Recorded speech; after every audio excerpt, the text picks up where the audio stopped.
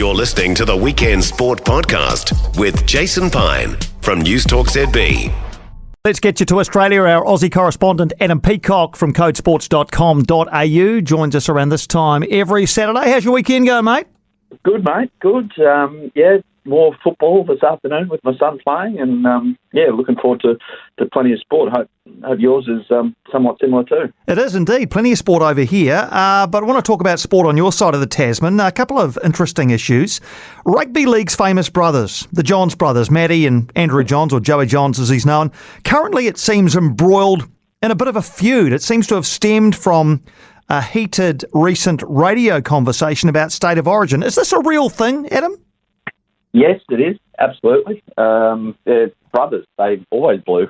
It's just having a brotherly tiff when, everyone's watching on. So usually it's done in private, but these guys, they have an interesting relationship. They're pretty different characters. Like Andrew is the brilliant one. He's the immortal, but he's a bit of an introvert, and he's a bit serious, and he's not as extravagant as his brother Matthew, who wasn't as good a player, but he's a brilliant entertainer, and he's very much the extrovert. But they both work in the media, and Andrew's a really good analyst, and Matthew's a great analyst too. But they had this blue on radio a couple of weeks ago here, which looked a bit contrived. But Matty was basically trying to stir Andrew up, and then apparently they haven't spoken since. Like it's tabloid fodder basically over here. It's pretty funny, but they'll get over it, and they'll get on with life, I think. What were they arguing about? So Matty was Matty was annoyed in his radio show that Andrew wasn't paying attention, so he just started saying things about Queensland, about like how good Queensland are and they're better than New South Wales, and Andrew's very proud blue, and I think he's on the coaching staff as well, and that just, it was like a cattle prod hitting him in the backside. He just fired right up at it and told Matthew he was being ridiculous and carrying on, and fun times. Absolutely. All families, as you say, have these sorts of things. They just don't always play out in public. French Tennis Open. I know you'll have your eyes on this. Roland Garros, the tournament proper starts tomorrow or into Monday. Nick Kyrgios isn't there, is he? What's the latest on Nick Kyrgios? No, he doesn't.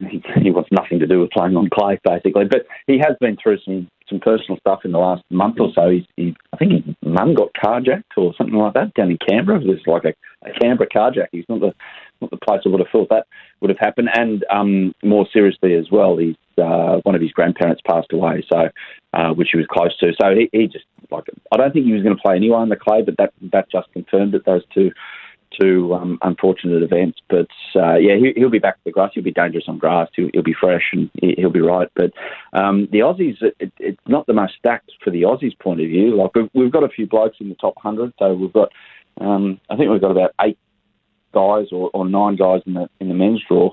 But the women's, we don't have a direct qualifier, which is just extraordinary, because I still can't understand why, if you're a talented female athlete, why tennis isn't a great option. It seems they get led down others.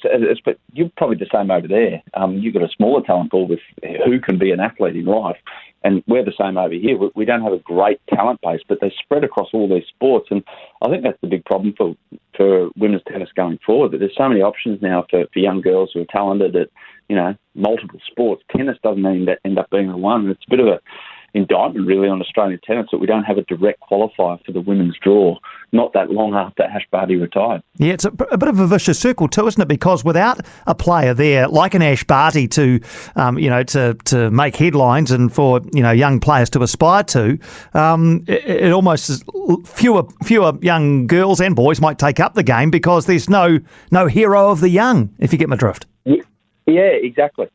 And then you're going into a sport where really, it's not easy. Like you dip into a sport where, especially in Eastern Europe, it's the number one aim of talented young female athletes that they can get into a sport like tennis. There's basketball and there's a few other sports, but really tennis is a fantastic option in that part of the world. So it's a difficult one. It means that the women's draw is always dead open, and the men's draw is fantastic this year. Even though there's no Rafael Nadal, it actually gives other people a chance, I think. And unfortunately, Alcaraz and Djokovic, I think they're on the same side of the draw. They're slated to meet in the semi. I would have loved to have seen that as a final. The king, the current king, up against the new guy that everyone thinks is going to dominate tennis for the next 10 years. So, great tournament. Both, I love the French, and intrigued to see what happens over the next fortnight. Yeah, indeed. And finally today, Ange Postecoglou, the Australian football manager currently at Celtic, he's been linked with Premier League club Tottenham. You've written a piece about this on codesports.com.au. You call it a poison chalice. You call Tottenham calamitous. So is Ange going to go there or not?